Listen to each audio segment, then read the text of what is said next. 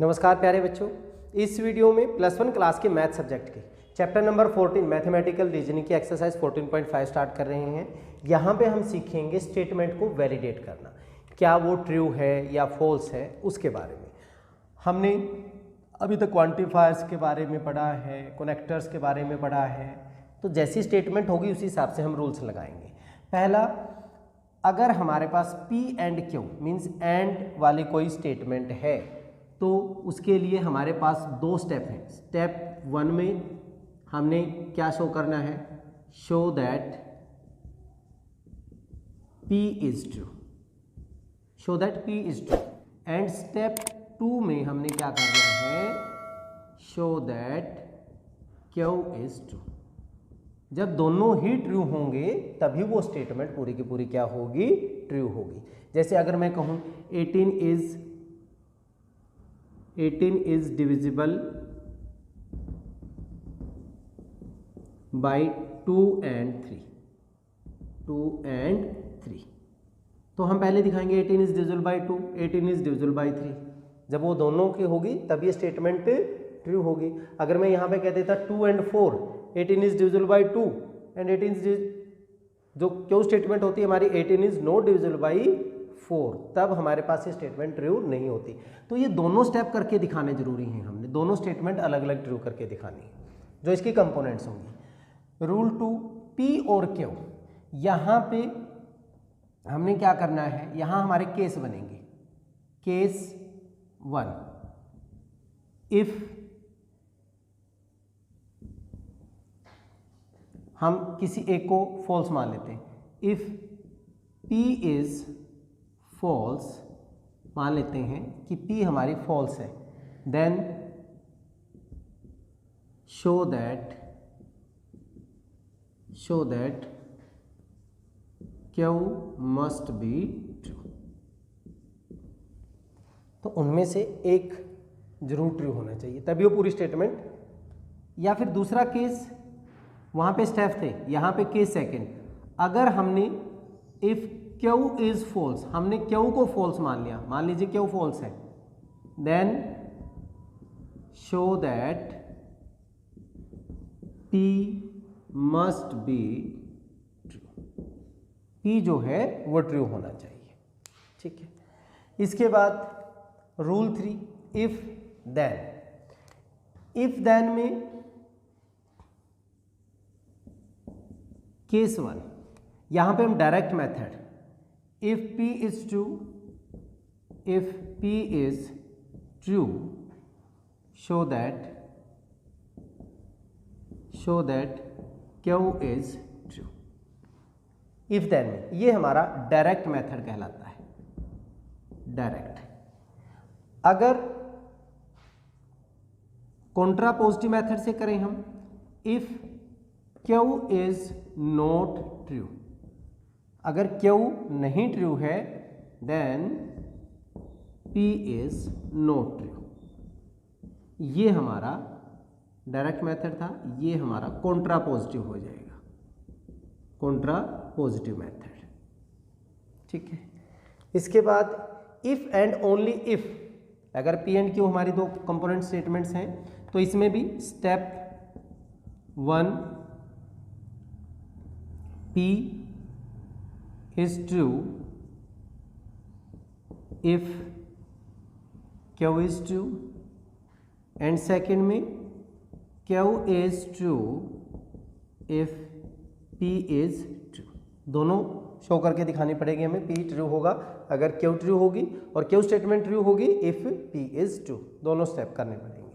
और ये है लास्ट में हमारा कॉन्ट्राडिक्शन। कॉन्ट्राडिक्शन हम 10th क्लास में भी किया था हमने, फर्स्ट चैप्टर में, prove that √2 is irrational, √2 is irrational, और हमने वहाँ पे कॉन्ट्राडिक्शन लिया था, लेट √2 इज रैशनल, और रैशनल एज्यूम करके फिर लास्ट में हमारे पास जो हमारी एजम्पशन है उसके कॉन्ट्राडिक्शन में कुछ वैल्यूज आ जाएंगी, तो वो इस हिसाब से भी हम किसी स्टेटमेंट को वैलिडेट कर सकते हैं। चलिए अब एक्सरसाइज के क्वेश्चंस करते हैं। Question number 1, exercise 14.5, show that the statement P statement हमारे पास क्या है, if X is a real number such that x Q plus 4x equal to 0, then x is 0 is true by direct method, method of contradiction and method of contrapositive. 3 तरीके से दिखाना हमने। Solution देखें, हमारे पास P स्टेटमेंट, इसकी मैं component statement लिख लेता हूँ। Let Q statement x is a real number,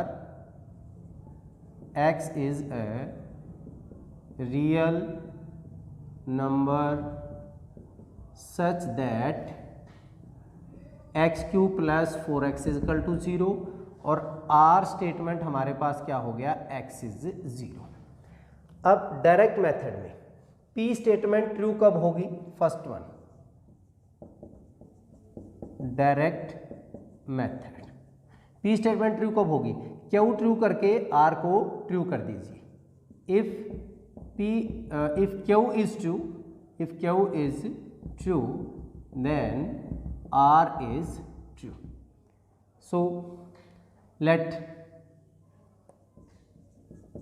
Q अगर हमने ट्रू मान लिया means x cube plus 4x equal to 0 है, x कॉमन ले लिया मैंने, x square plus 4 equal to 0, x equal to यहाँ से x equal to 0 and x square plus 4 equal to 0, क्योंकि हमारे पास x क्या है, रियल नंबर है, यहाँ से एक्स स्क्वेयर की वैल्यू क्या होगी, -4, तो x इजिकल टू -4, ये नेगलेक्ट हो जाएगा, क्यों, हमने x क्या लिया हुआ है, रियल नंबर लिया हुआ है। सो x इजिकल टू क्या हो गया, 0। That means Q is true मानी थी हमने, हमारे पास R क्या होगी, ट्रू होगी। सो P इज ट्रू हो गया। ठीक है, नेक्स्ट कहता है method of contradiction. Method of contradiction में हम क्या मानते थे, let P is not true, let P is not true, तो x is real number, x is real number such that x Q plus 4x equal to 0 and x is not equal to 0। Not true में x is not equal to 0 मान लिया हमने। यहाँ से solve करें हम, x Q plus 4x equal to 0, x common हो गया, एक्स स्क्वेयर प्लस का 4 इजिकल टू 0, यहाँ से x की वैल्यू 0 होगी, एक्स स्क्वेयर इजिकल टू पहले की तरह क्या हो गया, -4, बट यहाँ से x की वैल्यू क्या आ गई, 0, here x equal to 0, but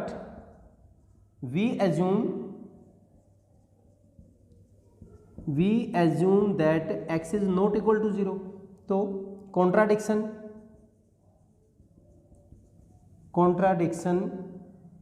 in statement, तो हमारे पास क्या हो जाएगा, सो P is true, तो P हमने यहाँ पे क्या माना था, P नॉट ट्रू है। अब थर्ड में कॉन्ट्रापोजिटिव,